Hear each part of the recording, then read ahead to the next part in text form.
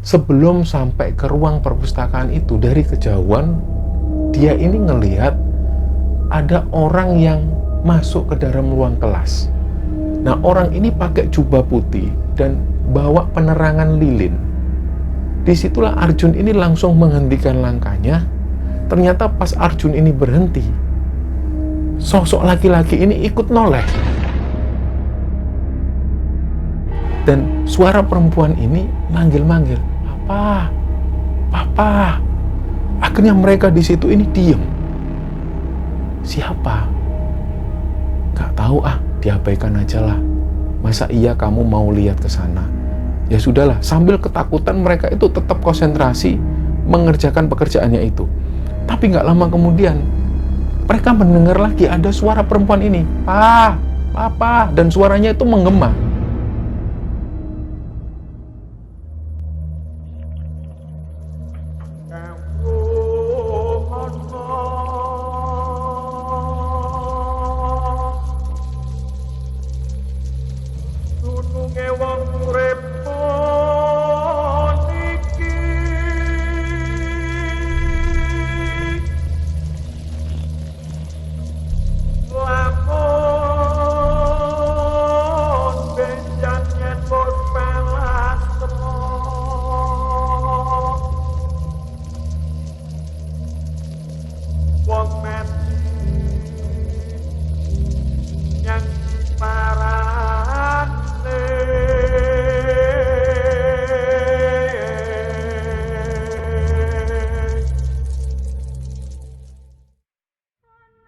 Bismillahirrahmanirrahim. Assalamualaikum warahmatullahi wabarakatuh.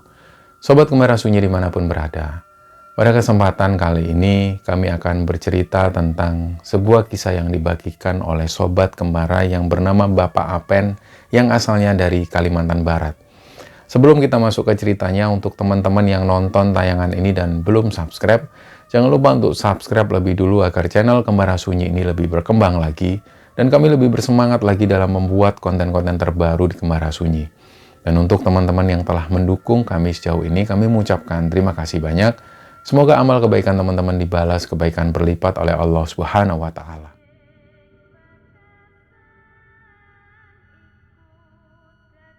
Untuk cerita di episode kali ini, kami akan menceritakan cerita dari bumi Kalimantan lagi. Jadi cerita ini dikirim oleh Sobat Kembara yang bernama Apen. Dan kisah ini pernah terjadi di sekitaran tahun 95. Jadi untuk teman-teman yang nonton tayangan ini dan mungkin ada yang berasal dari Kalimantan, tepatnya di kota Pontianak. Dan juga nanti dalam cerita ini ada sebuah kejadian yang terjadi di lokasi air terjun yang ada di Kabupaten Sanggau, Kalimantan Barat. Jadi mungkin kalau ada teman-teman yang berasal dari sana atau ada yang pernah mengunjungi lokasi-lokasi tersebut, bisa komentar di bawah. Karena kejadian ini terjadinya di sekitaran tahun 95, tentu sangat berbeda dengan kondisi di sekarang. Jadi Apen ini cerita, dulu di masa-masa SMP, dia pernah punya sahabat dekat. Tapi mereka ini dekat pas waktu mereka mau lulus SMP.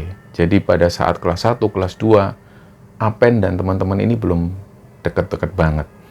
Begitu mau lulus SMP, Apen kenal dengan temennya yang namanya Arjun. Sebenarnya dari kelas 1 dia sudah tahu Arjun. Arjun ini adalah anak seorang pengusaha yang cukup kaya di sana. Tapi waktu itu Apen hanya kenal seperti biasa, mereka nggak dekat. Sampai pada akhirnya Apen pun dekat dengan Arjun, dan nggak lama setelah itu mereka ini dekat dengan teman-teman yang lain, yaitu Jimmy dan juga Andi. Jadi pada akhirnya 4 orang ini dekat banget, kemana-mana selalu bareng.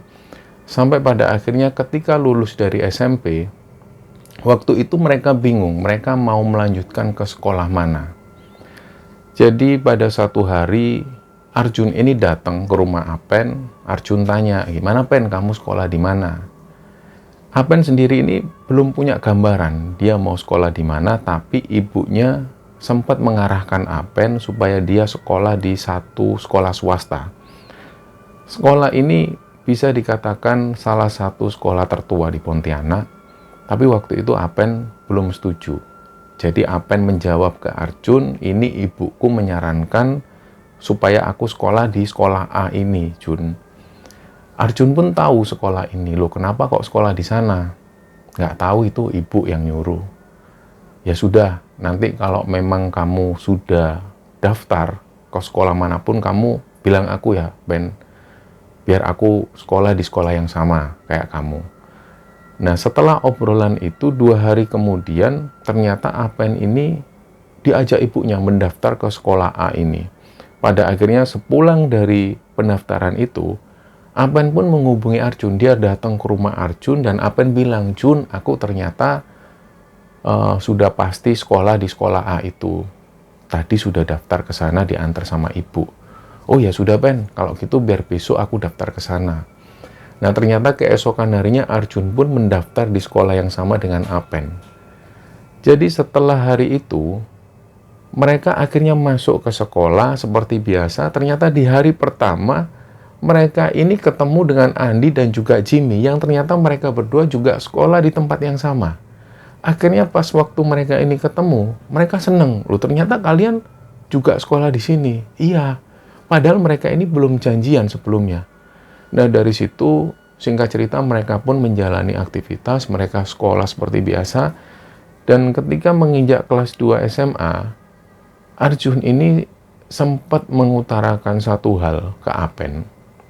Jadi Arjun ini sempat bilang ke Apen, Ben, kamu ngerasa nggak kalau kegiatan di sekolah ini monoton, itu aja. Bahkan pengurus OSIS ini kayak nggak melakukan apapun. Gimana kalau kita daftar OSIS saja, Ben, supaya kita bisa bikin acara atau sesuatu lah. Ini kan mau mendekati acara 17-an. Nah, dari situ Apen pun ngajak Jimmy dan juga Andi. Ternyata mereka juga setuju. Nah, setelah mereka diskusi, akhirnya mereka mendaftarkan diri menjadi anggota OSIS dan singkat cerita, pada waktu itu mereka belum bisa menjadi panitia karena masih terbilang anggota baru. Barulah ketika duduk di bangku kelas 3, Arjun dan teman-teman ini baru bisa menjadi panitia. Nah, pas waktu mereka menjadi panitia, mereka pun mengajukan proposal ke kepala sekolah, dan pada waktu itu kepala sekolah mereka ini agak merasa janggal dan aneh, karena sebelum-sebelumnya nggak ada acara seperti yang mereka ajukan. Padahal mereka ini cuma mengajukan acara di sekolah itu pagi hari, acaranya musik dan juga diisi tentang pembacaan puisi. Tapi kepala sekolah agak ngerasa janggal karena sebelumnya memang nggak pernah ada acara seperti ini. Dan kepala sekolah juga bingung, ini biaya yang dikeluarkan berapa untuk acara seperti ini, nak? Nah, mereka sendiri juga nggak tahu berapa biayanya. Akhirnya setelah dipertimbangkan, barulah 2 hari kemudian mereka dapat keputusan acara mereka ini boleh dijalankan. Asalkan acara ini dilaksanakan di pagi hari dan harus selesai sekitar jam 10 pagi. Nah, kebetulan ada ide dari Arjun supaya jam 10 itu ada pembacaan teks proklamasi yang dibacakan langsung oleh kepala sekolah. Mereka pun setuju, mereka mulai menggodok acara. Nah, kendala mereka pertama adalah susunan kepanitiaan. Yang awalnya susunan kepanitiaan ini sekitar 20 orang, ternyata pada saat pelaksanaan yang datang cuma itu aja. Jadi nggak lebih dari 10 orang. Sampai pada akhirnya mendekati hari H, sekitar 3 hari sebelum hari H itu, panitia ini semakin merotol. Jadi yang semula harusnya panitia ini 20 orang, menjadi kurang dari 10 dan sampai pada akhirnya hanya tinggal 6 orang, termasuk 4 sekawan ini. Akhirnya mau nggak mau mereka tetap harus jalan karena ketua pelaksana di sini adalah Arjun, mereka tetap jalan. Sampai pada satu hari Arjun ini punya ide ke teman-temannya, ini masih ada yang belum beres. Ini harus segera kita bereskan sebelum hari H. Jadi H-1 urusan mereka ini belum selesai, terutama soal pencahayaan atau lampu. Nah, padahal acara mereka ini pagi hari, tapi Arjun minta supaya tetap ada pencahayaan, entah lampu berwarna merah atau hijau, supaya nanti ketika difoto hasilnya lebih bagus. Karena acara ini dilaksanakan di sebuah lorong sekolah yang bisa dikatakan juga minim cahaya matahari. Dari situlah akhirnya mereka punya ide. Ya sudah, berarti kita harus garap malam ini. Ya sudah, coba hubungi teman-teman yang lain. Ternyata setelah teman-teman yang lain dihubungi, sekitar jam 5 sore, mereka banyak yang datang. Ada sekitar 12 orang lebih yang datang ke sana, termasuk perwakilan dari Bapak Ibu guru yang melihat persiapan acara ini. Nah, sampai sekitar jam 7 malam, satu persatu dari mereka mulai pulang, termasuk Bapak Ibu guru ini pamit pulang, tinggallah sekitar 6 orang. Jadi 4 orang Arjun dan teman-teman, 2 orang lainnya ini nantinya dia bilang sekitar jam 9 malam mereka harus pulang.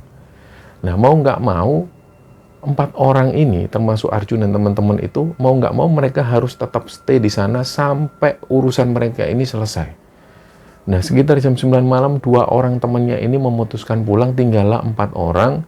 Dan akhirnya Arjun bilang, ini kalau sampai jam 11 malam kita belum selesai, kita harus nginep sini. Acara ini besok loh, besok pagi. Kalau urusan lampu dan urusan yang lain, tetek bengek lainnya ini belum selesai, belum beres, kita nggak akan bisa pulang karena acaranya besok pagi. Nggak mungkin besok kita datang pagi-pagi terus membereskan ini, nggak mungkin. Akhirnya mereka pun izin ke pihak keamanan setempat. Ada seorang yang menjaga sekolah ini. Mereka izin. Awalnya Pak Satpam ini, Pak Security ini tanya, "Aduh, surat izinnya mana? Apa sudah dapat izin dari Bapak?" Maksudnya Bapak Kepala Sekolah. Mereka pun nggak bisa jawab karena mereka nggak punya izin. Acara ini mendadak, mereka harus nginep mendadak. Akhirnya dengan lobby-lobby, Pak Satpam ini pun mengizinkan, ya sudah. Terus kalian nanti mau tidur di mana? Kami tidur di perpus aja, Pak. Ya sudah, kalian yang tanggung jawab sendiri ya. Jangan sampai ada barang-barang yang dipindah atau bahkan nanti ada barang-barang yang hilang, kalian yang tanggung jawab. Oh iya, Pak, beres, Pak, kalau soal itu. Mulailah mereka kembali bekerja. Mereka ini bikin lampu sendiri. Jadi merangkai rangkaian-rangkaian itu dan mulai dipasang. Dan beberapa hal yang belum beres adalah urusan panggung. Mereka mulai mempersiapkan. Sampai sekitar jam setengah 12 malam, mereka break sebentar untuk makan. Kemudian dari situ Arjun bilang ke teman-teman, sudah yuk kita istirahat dulu. Nanti jam 4 pagi kita bangun, kita selesaikan urusan yang belum selesai ini. Jadi akhirnya setelah itu mereka menuju ke ruang perpustakaan. Jadi di ruang perpustakaan ini sebenarnya nggak semuanya diisi dengan buku. Jadi satu ruangan itu separuhnya adalah buku-buku dan separuhnya lagi ada ruang untuk pengetikan. Biasanya digunakan untuk pegawai TU. Jadi ruangan ini disekat dengan dinding yang terbuat dari triplek. Begitu mereka masuk di sana, mereka lihat ada kain. Nah, kain ini digelar untuk alas mereka tidur. Nah, setelah itu sekitar jam setengah 1 malam, Arjun ini bangun. Dia keluar, dia mau ke kamar kecil. Nah, si Apen ini sempat mengingatkan Arjun, "Jun, kamu sendirian?" "Iyalah, emang kamu mau nemenin?" "Ya, enggak sih. Ya udah, kalau kamu berani sendirian ya sudah." Arjun pun keluar seperti biasa. Nah, ada informasi atau catatan kecil kenapa Arjun ini orangnya bisa dikatakan sedikit pemberani. Jadi Arjun ini bapaknya adalah orang Jawa, sedangkan ibunya asli Kalimantan, asli Pontianak. Arjun itu punya satu pegangan, atau bisa dikatakan jimat kecil, yang Apen sendiri ini tahu. Teman-temannya tahu Arjun punya jimat kecil semacam keris. Keris ini, kata bapaknya Arjun, adalah pemberian dari kakek moyangnya Arjun di Jawa. Nah, keris inilah yang hampir sering kali dibawa oleh Arjun untuk jaga-jaga. Nah, mungkin karena waktu itu mereka mau ada event, jadi Arjun membawa jimatnya itu, diletakkan di dalam dompet. Nah, hal-hal inilah yang membuat Arjun itu orangnya sedikit pemberani. Jadi pada waktu itu, ketika Arjun keluar menuju ke kamar kecil, mereka santai, karena tahu bahwa Arjun ini pemberani karena dia punya jimat. Nah, ternyata ada cerita tersendiri ketika Arjun ini ke toilet. Setelah Arjun ini keluar dari toilet, dia kembali lagi menuju ke perpustakaan dan harus melewati lorong. Sebelum sampai ke ruang perpustakaan itu, dari kejauhan, dia ini ngelihat ada orang yang masuk ke dalam ruang kelas. Nah, orang ini pakai jubah putih dan bawa penerangan lilin. Disitulah Arjun ini langsung menghentikan langkahnya. Ternyata pas Arjun ini berhenti, sosok laki-laki ini ikut noleh. Dia noleh ke arah Arjun. Jadi Arjun waktu itu sempat dia ini takut. Jadi dia berhenti. Nah, si sosok ini akhirnya diperhatikan oleh Arjun. Rambutnya itu panjang. Rambut beliau panjang sebahu, tapi di bagian depan itu botak. Dan beliau itu bawa lilin. Jadi sambil noleh dan ngelihat ke arah Arjun. Awalnya Arjun itu berpikir mungkin ada orang yang tinggal di sini. Entah mungkin keluarga dari satpam atau keluarga dari guru. Yang jelas sosok ini bukan guru karena rambutnya panjang sebahu, agak-agak keriting. Begitu sosok ini noleh dan ngelihat ke Arjun, Arjun itu diam. Saking takutnya dia sampai megang dinding dan dia berusaha ngambil jimatnya itu. Jadi diambillah dompet itu, jimat ini diambil. Harapannya supaya dia nggak takut. Ternyata sosok ini nggak juga pergi. Tetap melihat ke arah Arjun. Nggak lama kemudian sosok ini pun masuk ke dalam ruang kelas. Dari situ Arjun baru bisa mulai duduk. Dia istirahat sebentar. Dia nggak mau jalan lagi karena otomatis dia harus melewati ruang kelas itu. Dia diam sebentar, sekitar 3 menit kemudian Arjun pun akhirnya jalan lagi menuju ke perpustakaan. Dan mau nggak mau, dia harus melewati ruang kelas yang tadinya dimasukin oleh sosok laki-laki ini. Akhirnya begitu Arjun ini jalan, setelah melewati pintu kelas, barulah Arjun ini sadar. Ternyata pintu ruang kelas ini terkunci. Artinya sosok laki-laki tadi ini nembus ruangan, nembus pintu. Nah, setelah melewati itu, dan ketika Arjun sadar bahwa pintu ini dalam keadaan terkunci, dia langsung merinding. Nah, di kelas itu, di sepanjang ruang kelas ini, temboknya atau dindingnya itu ditutup dengan keramik-keramik. Jadi kalau mereka jalan, otomatis ada semacam refleksi atau bayangan di situ. Dan pas waktu Arjun ini jalan, dia itu ngelihat bahwa nggak hanya kakinya yang menjadi bayang-bayang di situ, ternyata ada kaki lain persis di samping Arjun dan bayangan ini ikut jalan bersama Arjun. Jadi begitu Arjun tahu ngelihat dari bayangan itu bahwa ada yang jalan di sampingnya, dia pun berhenti. Dia noleh, ternyata di samping ini gak ada apa-apa. Tapi pas waktu Arjun ini berhenti, dia ngelihat lagi ke dinding-dinding keramik itu, dilihat masih ada kaki, masih ada bayangan kaki di situ. Dan bayangan kaki ini ikut berhenti. Disitulah Arjun ini sudah nggak bisa bergerak, kakinya itu kaku. Dia nggak bisa bergerak, padahal jarak pintu perpustakaan itu sudah nggak jauh lagi, hanya sekitar 10 meter dari situ. Akhirnya Arjun pun memaksakan diri, dia dengan langkah yang berat, dia jalan pelan. Begitu sampai di pintu perpustakaan, digedorlah pintu perpus ini, dak, dak, dak. Nah, yang bangun waktu itu si Apen. Kenapa, Jun? Kok kamu gedor-gedor pintu? Si Arjun ini langsung megang pundaknya Apen, dan seolah-olah dia minta dipopong. Karena Apen tahu bahwa Arjun ini kakinya lemes, dipoponglah Arjun ini, langsung didudukkan. Andi dan Jimmy ini bangun. Arjun, kenapa, Pen? Barulah di sini Arjun cerita bahwa dia baru mengalami kejadian yang sangat menyeramkan. Nah, si Jimmy ini sambil ketawa kecil, Jimmy itu coba menggoda Arjun. Loh, Jun, kamu itu kan punya jimat. Kenapa kok kamu masih takut? Kenapa kok kamu masih ditakutin? Arjun sendiri ketika Jimmy bercanda seperti itu, Arjun sudah nggak bisa ketawa. Wajahnya itu pucat ketakutan. Dan setelah Arjun menceritakan hal ini, mereka semua akhirnya nggak bisa tidur. Nah, mumpung mereka ini nggak bisa tidur sambil menunggu jam 4 pagi, mereka kerjakan apa yang mereka belum kerjakan. Jadi seperti membuat hiasan-hiasan yang menggantung, bikin lampu-lampu, mereka kerjakan saat itu juga. Dan sekitar jam 3 pagi, mereka dengar ada suara perempuan. Nah, suara perempuan ini terdengar seperti seolah dia ini ada di dalam ruangan kelas karena suaranya itu menggema. Dan suara perempuan ini manggil-manggil, "Papa, Papa." Akhirnya mereka di situ ini diam. Siapa? Nggak tahu diabaikan aja lah. Masa iya kamu mau lihat ke sana? Ya sudahlah, sambil ketakutan mereka itu tetap konsentrasi mengerjakan pekerjaannya itu. Tapi nggak lama kemudian, mereka mendengar lagi ada suara perempuan ini, "Pa, Papa." Dan suaranya itu menggema. Jadi yang tadinya suara ini ada di dalam ruang kelas, suara ini berubah, dia ada di area lorong. Jadi semakin mendekat ke arah mereka. Disitulah akhirnya mereka itu saling mendekat dan langsung berkumpul di satu titik. Nah, semakin lama mereka itu dengar seperti ada suara langkah kaki.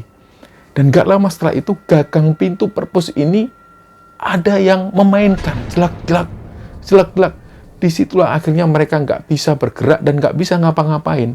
Salah satu dari mereka itu sempat teriak, "Weh, weh!" Saking takutnya waktu itu. Nah, setelah kejadian itu hampir sekitar 3 menitan, barulah suasana kondusif lagi. Suara gangguan perempuan ini sudah nggak ada lagi. Nah, sekitar jam 4, yang harusnya mereka ini sudah mulai mempersiapkan, mereka masih takut. Karena suasana di luar masih gelap. Akhirnya sekitar jam 6 pagi, barulah mereka mempersiapkan segala sesuatunya itu. Dan singkat cerita, jam 8 pagi, satu persatu mulai banyak anak-anak yang berdatangan. Ada juga guru-guru yang sudah mulai berdatangan, dan singkat cerita acara ini berjalan sukses. Sekitar jam 12 siang, Arjun ini dipanggil oleh kepala sekolah. "Nak, makasih ya nak, acaranya sukses sekali. Coba kamu ajak teman-teman panitia ini makan siang, Bapak yang traktir." "Oh iya Pak." Nah, sebelum Arjun ini keluar dari ruangan kelas, Arjun ini balik lagi, "Pak, mohon maaf Pak." "Oh iya, kenapa nak?" "Ini gini loh Pak, jujur ya Pak. Dari semua panitia yang terdaftar, ada 20 orang sebenarnya, yang kerja itu hanya beberapa orang." "Oh gitu, ya sudah. Nggak apa-apa, kamu ajak aja yang benar-benar kerja." Karena Arjun sendiri juga merasa panitia yang lain itu kerjanya kurang. Nah, diajaklah teman-teman yang hanya kerja, benar-benar kerja waktu itu, termasuk 4 orang sekawan ini diajak makan-makan oleh kepala sekolah dan juga ada beberapa guru yang lain. Nah, singkat cerita, setelah Arjun ini menjadi ketua pelaksana, Arjun dan teman-teman ini mulai dikenal banyak orang. Banyak sekali simpatik kepada Arjun dan teman-teman karena mereka berhasil menyelenggarakan acara 17-an itu dengan sukses. Karena pihak sekolah ini juga meyakini sebelum-sebelumnya nggak pernah ada acara yang sefenomenal ini. Padahal acara itu sangat sederhana sekali. Nah, singkat cerita, mereka pun lulus SMA. Jadi mereka semua lulus dan ada kabar bahwa Arjun ini akan melanjutkan kuliahnya di Jawa. Dia akan ikut ke budenya yang ada di Magelang dan dia akan kuliah di Jogja. Jadi mendengar hal ini, teman-temannya itu bikin acara kecil-kecilan. Mereka mengadakan acara rekreasi bareng di sebuah air terjun yang ada di Kabupaten Sanggau. Dan pada waktu itu yang punya mobil ini adalah Arjun.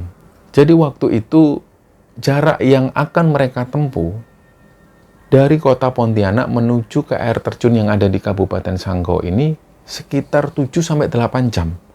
Nah, mungkin waktu ini berbeda dengan waktu sekarang.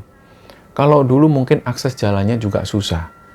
Jadi akhirnya mereka sepakat, hari yang disepakati ini pun tiba, mereka kumpul di rumah Arjun sekitar jam 11 malam.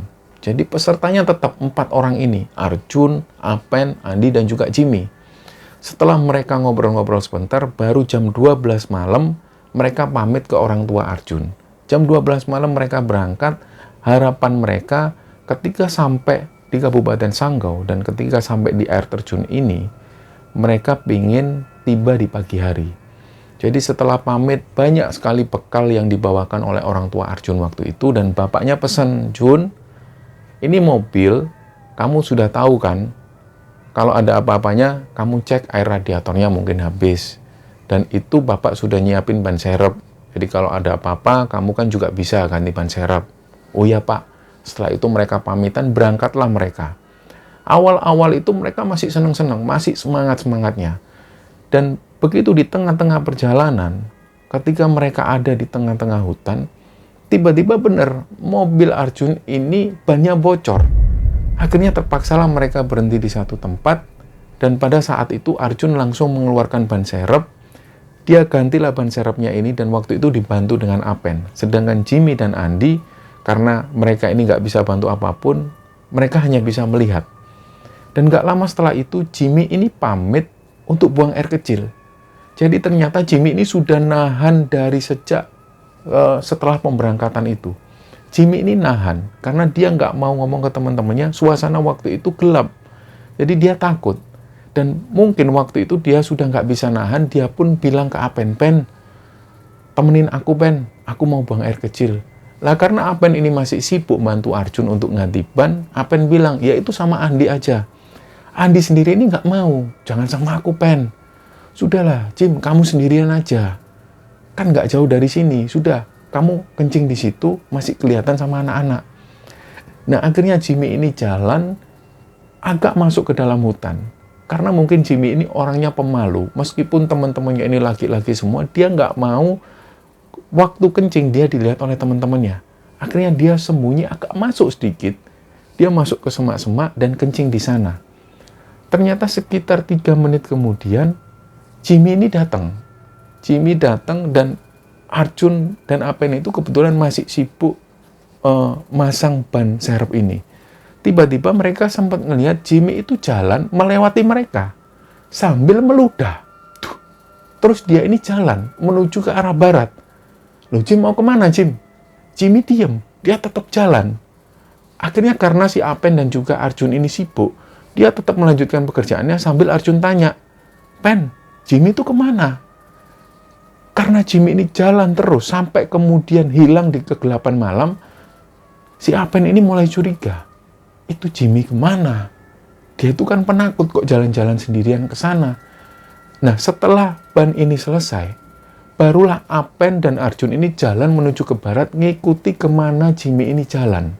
Jadi pas waktu Arjun dan Apen ini jalan mau mencari Jimmy, belum terlalu jauh, Andi itu manggil mereka. "Jun, Pen, ini Jimmy nih." Mereka pun noleh kaget. Ternyata Jimmy sudah ada di mobil. Jadi langsung Arjun dan Apen ini mendekat ke mobil. Arjun tanya, "Loh Jim, kamu tadi dari mana Jim?" "Ya kan aku dari kencing." "Loh kok kamu sudah sampai di mobil padahal kamu kan tadi jalan ke arah sana, ke arah barat?" "Enggak, aku baru datang." Disinilah Jimmy ini cerita, tadinya dia kencing.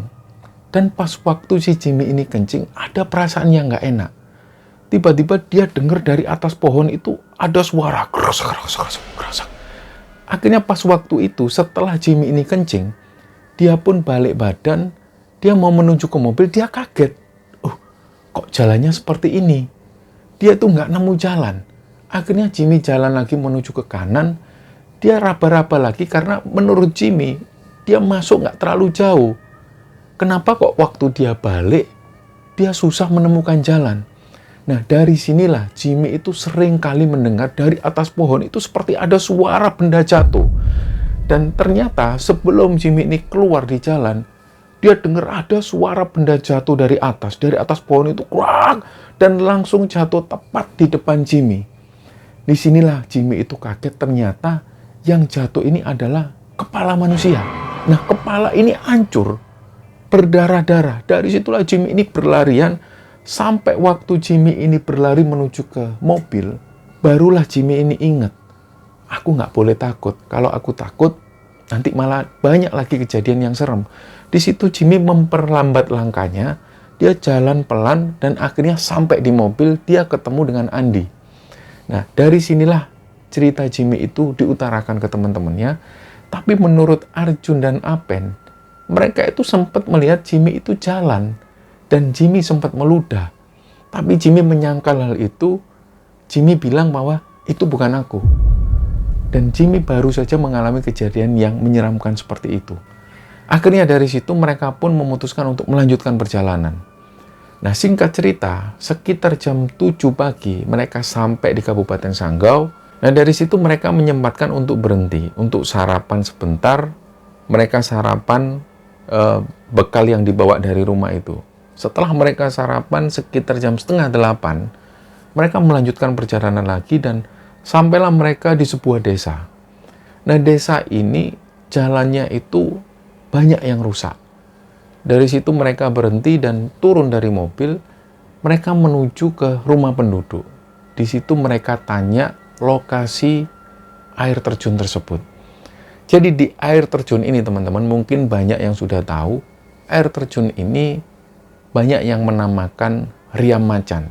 Jadi kalau orang sana menamakan air terjun dengan nama Riam. Nah, di Riam Macan ini, tepatnya di balik air terjun itu ada gua kecil, dan di gua itu ada patung Bunda Maria. Nah, disinilah lokasi yang akan mereka tuju. Mereka tanya ke penduduk sekitar, dan penduduk mengarahkan ke rumah tokoh adat yang ada di sana. Jadi mereka pun akhirnya menghampiri, dan tetua adat yang di sana ini cuma menanyakan, "Kalian ini dari mana asalnya?" "Kami dari Pontianak, Pak. Memang sengaja datang ke sini untuk rekreasi, untuk pengen tahu di mana lokasi air terjun ini." Nah, setelah diberitahu, akhirnya mereka disuruh ngambil senter oleh Bapak Ketua Adat ini. Karena si tetua adat ini bilang, cuaca di sana itu tidak bisa diprediksi. Lebih baik kalau kalian bawa senter, kalian ambil, kalian bawalah senter itu. Nah, akhirnya Arjun kembali ke mobil, diambillah. Ada satu senter yang mereka bawa, dan setelah itu mereka menuju ke lokasi. Jadi lokasinya ini benar-benar di hutan, dan jalannya itu banyak sekali jalan yang curam dan licin. Nggak lama setelah mereka jalan itu, mereka ketemu satu orang bapak-bapak. Usianya sekitar 60 tahunan. Terlihat dari rambutnya yang sudah memutih, dan bapak-bapak ini berjenggot. Dan beliau itu nggak pakai baju, alias cuma pakai celana pendek. Beliau itu bawa tongkat. Tongkat ini ukurannya hampir seluruh badan beliau. Jadi beliau jalan pelan, dan begitu melihat rombongan Arjun dan teman-teman, bapak-bapak ini berhenti. Langsung dari kejauhan itu beliau tanya, "Kalian mau kemana?" "Kami mau ke air terjun, Pak, ke Riam Macan yang ada patung Bunda Maria itu." "Oh ya sudah, lewat sini." Mereka akhirnya menghampiri bapak-bapak tersebut, dan beliau itu duduk. Beliau duduk di atas batu kecil, dan beliau mengeluarkan plastik. Ternyata plastik ini berisi tembakau. Mereka sempat ditawari, "Rokok?" "Oh enggak, Pak, kami sudah bawa." Beliau pun ngelinting sambil cerita, air terjun ini dulu dinamakan Riam Barasap. Jadi kenapa dinamakan Riam Barasap? Karena pas waktu musim hujan, di bulan-bulan Oktober, November, ketika curah hujan tinggi, air terjun ini debitnya sangat besar. Sehingga buih-buihnya itu mengeluarkan semacam asap. Dari sinilah air terjun ini sering disebut Riam Barasap. Kalau kalian mau ke sana, tolong dijaga sikapnya. Karena tempat ini masih disakralkan, terutama bagi para penganut Katolik. Nah, si bapak ini setelah pesan seperti itu, rokok yang baru dilinting ini belum sempat dibakar, belum sempat dihisap. Dimasukkan lagi, dan beliau pun pamit. "Ya sudah, itu saja pesan dari saya, hati-hati. Tolong jaga sikap." Beliau pun jalan pelan. Nah, mereka ini melanjutkan perjalanan lagi, dan waktu itu Andi ini sempat ngelihat, sempat noleh. Ternyata pas Andi ini noleh ke belakang, dia nggak melihat lagi keberadaan bapak-bapak ini. Nah, dari situ Andi nggak sempat cerita ke teman-temannya. Mereka pun jalan lagi, dan nggak jauh dari situ mereka sudah menemukan sebuah air terjun. Air terjun ini nggak tinggi, hanya sekitar 3 meteran. Dan air terjun ini debit airnya juga nggak terlalu besar. Tapi yang menjadi pertanyaan mereka, harusnya di balik air terjun ini ada patung Bunda Maria, tepatnya di gua tersebut. Tapi waktu itu mereka nggak melihat adanya patung Bunda Maria. Jadi waktu itu mereka cuma berpikir mungkin tempatnya nggak di sini, mungkin kita harus naik lagi. Tapi karena mereka sudah senang ada di air terjun itu, mereka pun diam di sana. Jadi waktu itu mereka lepas baju dan ada yang berenang. Nah, setelah sekitar setengah jam mereka main-main di sana, mereka membuka lagi bekal mereka untuk makan siang. Dan pas mereka makan siang itu, tiba-tiba suasana atau cuaca yang tadinya ini cerah, tiba-tiba berubah menjadi mendung yang gelap. Dan secara tiba-tiba, hujan ini turun dengan derasnya.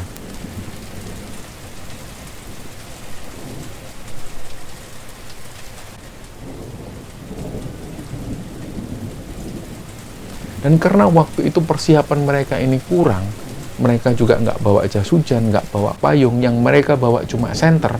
Akhirnya mereka pun dengan segera berkemas-kemas, mereka memutuskan untuk kembali ke desa yang tadi mereka hampiri.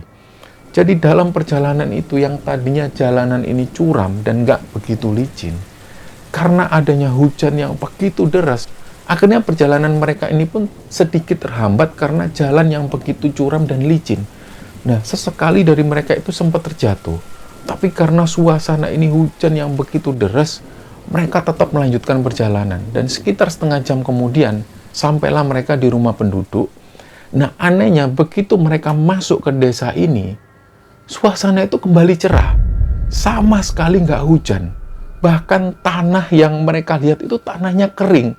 Nggak ada tanda-tanda baru selesai hujan. Di situ mereka heran. Kok bisa ada kejadian yang seperti ini? Setelah itu, mereka pun pamit ke warga yang ada di sekitar, termasuk ke tetua adat ini, mereka pun pulang. Dan ternyata mereka itu ketika masuk mobil, mereka juga kaget, ternyata waktu itu sudah menunjukkan sekitar jam 6. Jadi mereka itu sempat bingung, kok rasanya mereka di sana itu hanya sekitar 10-15 menit. Kenapa kok waktu itu tiba-tiba sore hari? Jadi setelah mereka meninggalkan desa, suasana ini sudah gelap banget dan mereka sudah memasuki wilayah hutan. Nah, tiba-tiba pas waktu mereka ini ada di hutan, mobil Arjun ini kembali mogok. Dari situ Arjun ini sudah ingat, ini pasti air radiatornya. Aku tadi lupa, Ben, mau ngingetin ke kamu. Arjun ini sebenarnya sudah ingat pas waktu ada di air terjun, dia sudah mau ngingetin Apen dan teman-temannya kalau nanti jangan lupa minta air dari warga sekitar supaya kalau sewaktu-waktu air radiator ini habis, dia bisa mengisi di tempat itu. Ternyata Arjun pun lupa dan mereka sudah meninggalkan desa sekitar 20 menitan perjalanan. Jadi mobil ini berhenti total. Begitu kap mesin ini dibuka, ternyata benar air radiator ini habis. Apen pun tanya, terus ini gimana, Jun? Ya sudah, kamu sama aku, Pen. Kita kembali ke desa itu. Kita cari air. Nah, ternyata waktu itu Jimmy dan Andi ini menawarkan diri. Pen, Jun, dari tadi kan kalian yang ngurusi ini semua. Pas waktu tadi ban bocor, kalian juga yang ganti ban serep. Ini giliran aku sama Andi aja yang jalan ke sana. Jimmy ngomong seperti itu. Akhirnya mereka dengan senang hati. Ya sudah, Jim, kamu masih tahu kan jalannya? Jadi Jimmy dan Andi ini mau menuju ke desa yang tadi untuk minta air. Berangkatlah mereka. Jadi Arjun dan Apen menunggu di mobil tersebut sambil bersantai. Mereka sambil ngerokok santai. Dan hal itu berjalan sampai sekitar setengah jam. Mereka sudah mulai curiga. Ini sudah setengah jam, Pen. Jimmy kok sama Andi belum juga balik. Gimana? Kita susul atau gimana? Sudah, nanti aja ditunggu setengah jam lagi. Kalau memang sampai setengah jam lagi ini mereka belum juga datang, kita langsung cari. Ditunggu lagi. Nah, sekitar 1 jam lebih Arjun dan juga Apen ini nunggu. Arjun kembali ingat. Dia tanya ke Apen, Pen, kamu tadi lihat nggak Jimmy sama Andi bawa jerigen? Jerigennya Mbak udah dibawa. Sudah kok, Jun. Sudah ya? Ya sudah, kalau memang jerigen sudah dibawa, ya sudah. Akhirnya mereka nunggu lagi. Sekitar 10 menit kemudian, mereka sudah nggak sabar. Akhirnya Arjun bilang ke Apen, Pen, ayo deh, Ben, kita susul aja mereka. Kayaknya ada nggak beres ini. Jalanlah Arjun dan Apen ini melewati hutan gelap dan lebat itu, apalagi mereka waktu itu nggak bawa penerangan sama sekali, karena senter dibawa sama Jimmy dan Andi. Pas waktu mereka jalan, nggak lama kemudian dari kejauhan mereka ini dengar ada suara orang yang berlarian. Dan ternyata semakin dekat mereka ngelihat ada cahaya senter. Nah, itu mungkin Andi sama Jimmy.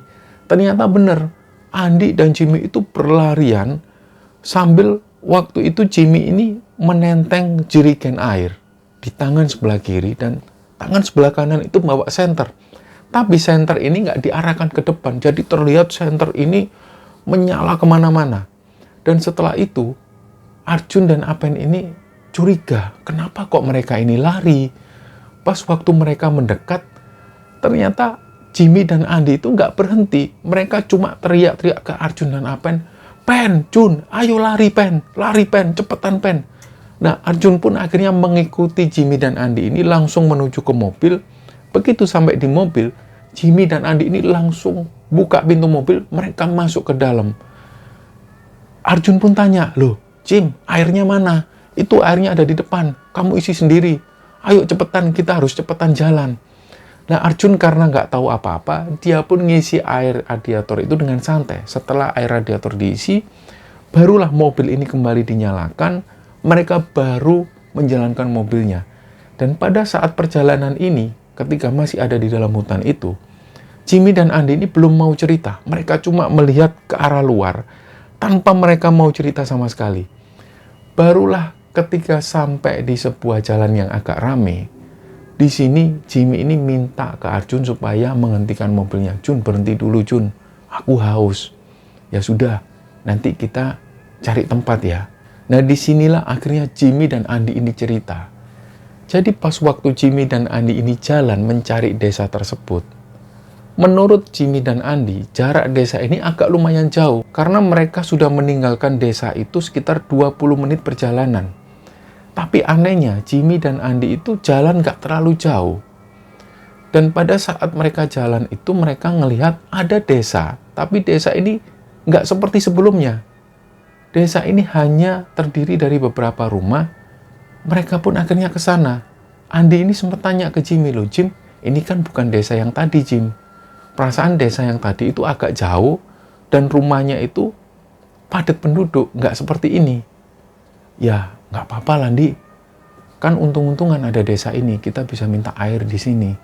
Ya sudahlah, mereka jalan memasuki desa ini dan sebelum sampai ke desa tersebut, di depan desa itu ada gapura kecil yang terbuat dari kayu-kayuan. Dan persis di samping gapura itu ada kendi yang berisi air. Nah, disinilah Jimmy seneng. Nah, ini dia ada air. Nah, Andi sempat ngingetin ke Jimmy, "Jim, mau bagaimanapun juga kita harus tetap izin pada penduduk desa. Ini kan air mereka." "Loh, Ndi, ini air untuk umum. Makanya air kendi ini disediakan persis di depan gapura desa. Ini bisa kita ambil. Ini untuk umum. Nggak usah minta izin dulu." Tapi Andi ini awalnya nggak setuju. "Jangan gitu, Jim. Kita ini di kampung orang. Kita tetap harus minta izin dulu." "Sudahlah, Andi. Percaya sama aku yang tanggung jawab." Akhirnya Jimmy lah yang ngambil air ini. Jerigen ini pun diisi dengan air kendi tersebut. Dan gak lama setelah itu, ada suara nenek-nenek. "Kalian kalau mau minta air minum ada di rumah nenek." Lah mereka kaget, ternyata ada nenek-nenek di situ. Nenek-nenek ini kayaknya baru pulang dari sebuah tempat dan mau pulang ke rumahnya. Nah, ketika mereka tahu bahwa ada nenek-nenek, mereka sempat berhenti. "Oh ya Nek, mohon maaf ya Nek, ini kami ambil airnya." "Ya nggak apa-apa, tapi kalau kalian mau minta air minum, ambillah di rumah nenek, masuk dulu." "Ya Nek, nggak usah Nek, kami cuma butuh air ini untuk mobil kami." "Oh ya sudah, tunggu sini ya, nenek ambilkan makan." "Nggak usah repot-repot Nek, kami sudah makan." "Sudah nggak apa-apa." Si nenek ini pun jalan masuk ke rumahnya, dan sekitar 10 menit kemudian keluarlah anak perempuan, usianya sekitar 12 tahunan. Dia ini keluar bawa 2 bungkusan, yang ternyata mereka tahu bahwa bungkusan ini adalah makanan dari nenek-nenek tersebut.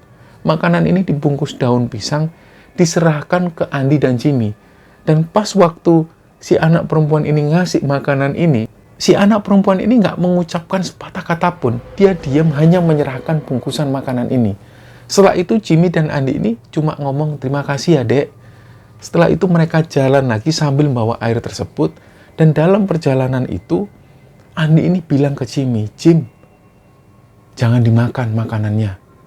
"Kenapa, Andi?" "Kita kan nggak tahu ini makanan dari siapa. Jangan-jangan itu desa gaib."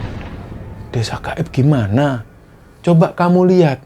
Jimmy pun noleh, Andi ini juga noleh ngelihat desa ini. Ternyata mereka masih ngelihat desa ini masih ada. Nah, anggapan Andi bahwa ini adalah desa gaib, ini nggak terbukti karena mereka masih ngelihat desa ini masih ada.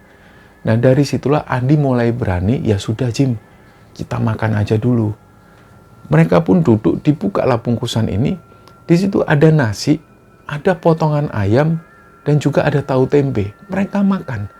Nah, anehnya waktu itu Jimmy dan Andi ini ngerasa makanan itu benar-benar sedap. Padahal ini cuma nasi, tahu, tempe, dan juga ayam. Yang kalau dilihat secara fisik, tampilannya ini nggak menarik sama sekali. Tapi pas waktu mereka makan, itu mereka merasakan makanan ini begitu nikmatnya, sedap banget. Mereka makan dengan lahap, dan pada saat itu mungkin karena saking lahapnya mereka makan, makanan ini enak betul. Andi itu makan dan nggak sengaja tangannya itu nyenggol ayam tersebut sampai membuat ayam ini jatuh ke tanah. Nah, pas waktu Andi ini ngelihat ayamnya yang jatuh itu, Andi ini langsung lempar makanan tersebut. "Jim, kenapa Andi?" "Jim, lihat Jim, ayam yang tadinya dimakan oleh mereka dan jatuh ke tanah itu berubah jadi belatung-belatung yang banyak banget." Disitulah secara bersamaan makanan yang dimakan oleh Jimmy itu juga berubah jadi belatung. Dan pada saat itulah mereka teriak ketakutan. Mereka langsung lari, jerigen ini diambil, senter dibawa. Mereka berlarian. Dan pada waktu itu Andi ini menyempatkan noleh ke arah desa tersebut. Begitu Andi ini noleh, mereka nggak melihat ada desa ini, tapi mereka melihat ada dua sosok pocong. Dan sambil mereka lari, Andi ini bilang ke Jimmy, "Jim, lari Jim, lari Jim. Di belakang ada pocongan Jim, ada pocongan." Nah, Jimmy ini sampai sempat ngelihat ke arah belakang. Ternyata dua sosok pocong ini terlihat mengikuti mereka. Di situ mereka berlarian sambil teriak-teriak, "Tolong, tolong, Jun, Pen." Padahal mereka ini masih jauh. Nah, begitu mereka memasuki, mereka ngelihat ada Arjun dan Apen. Jimmy dan Andi ini nggak bisa menghentikan langkahnya karena mereka sudah terlanjur ketakutan. Jadi pas waktu mereka melewati Arjun dan Apen, Jimmy cuma bisa teriak-teriak, "Jun, Pen, lari, Pen, lari, Pen." Karena baru aja mereka ini ngelihat ada pocong.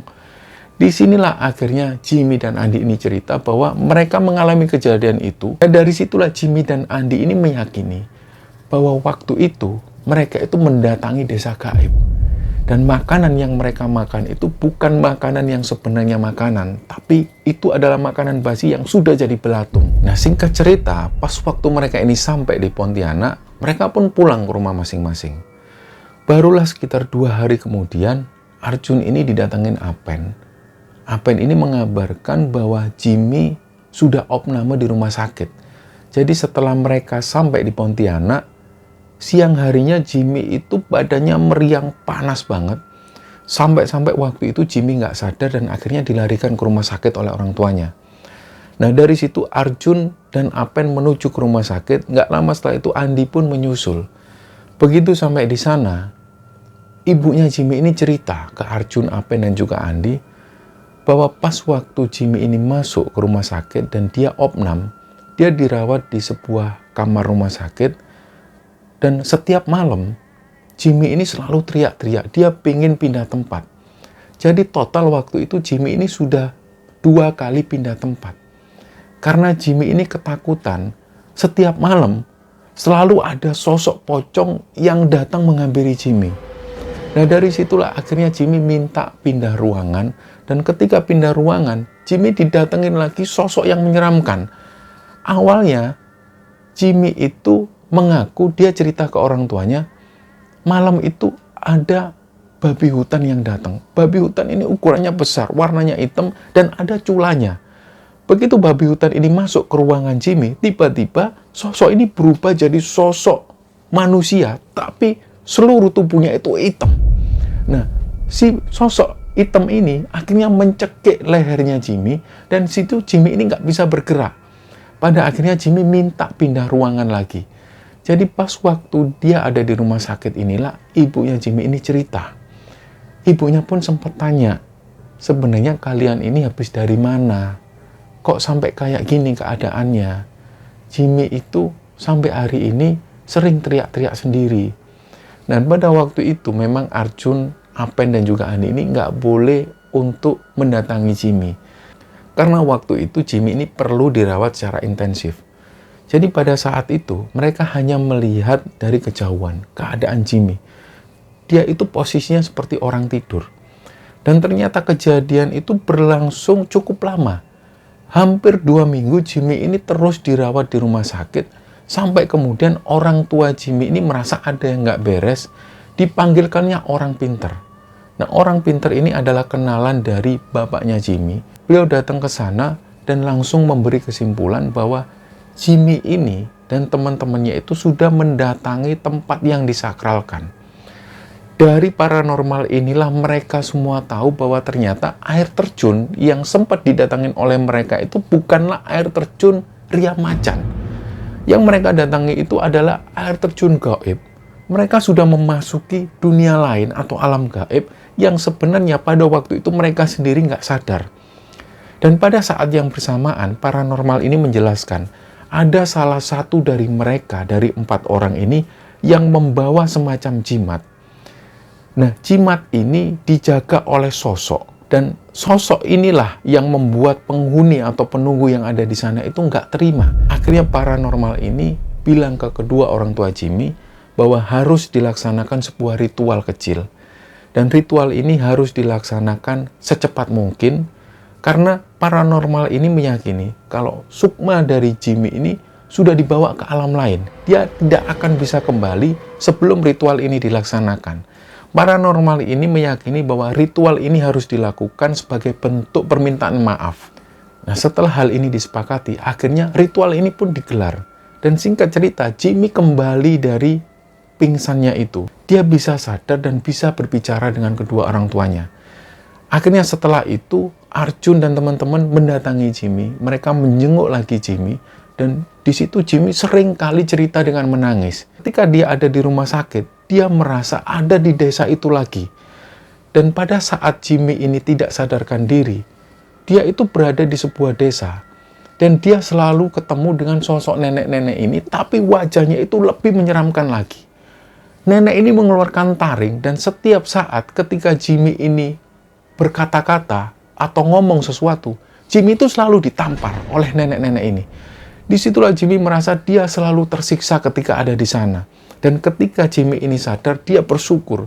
Dia nggak akan lagi mengulangi hal-hal yang semacam ini. Nah, singkat cerita, berangkatlah Arjun ini menuju ke Jawa. Dia kuliah di sana, dia kuliah di Jogja.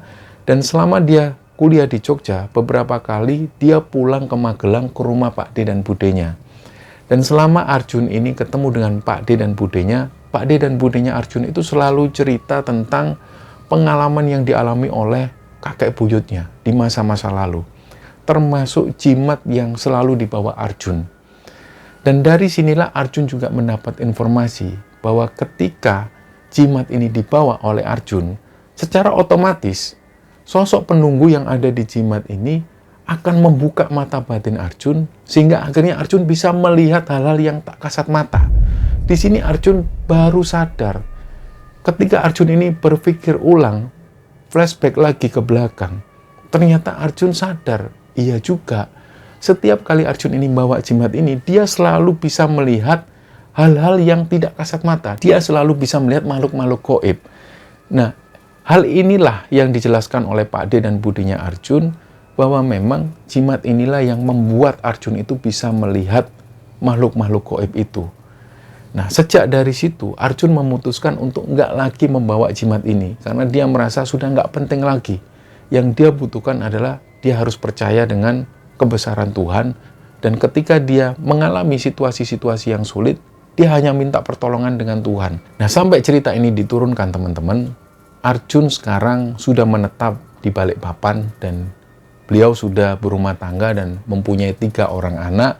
Dan pada saat cerita ini dikirimkan kepada Kembar Sunyi, dia mengingat lagi cerita-cerita tentang masa lalu, terutama tentang persahabatan Arjun dan juga teman-temannya. Dan akhirnya Arjun meminta tolong kepada Apen supaya cerita ini bisa diceritakan oleh Kembara Sunyi. Nah, cerita inilah teman-teman yang dikirimkan oleh sobat Kembara yang bernama Pak Apen kepada Kembara Sunyi, dan kami mengucapkan salam hormat kepada Pak Apen, Pak Arjun, dan juga Pak Jimmy yang telah membagikan kisah ini kepada Kembara Sunyi. Semoga kisah ini bisa kita ambil pelajaran dan bisa kita ambil hikmah. Mohon maaf kalau ada salah-salah kata. Wassalamualaikum warahmatullahi wabarakatuh. Bergetar dengan laguku,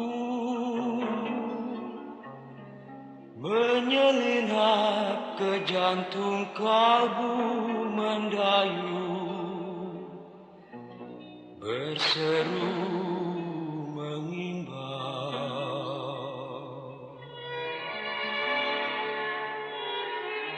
Wahai dengar keluhan Sukma, merintih menahan rasa, gelisah daku menanti penuh cemas, kan damai abadi.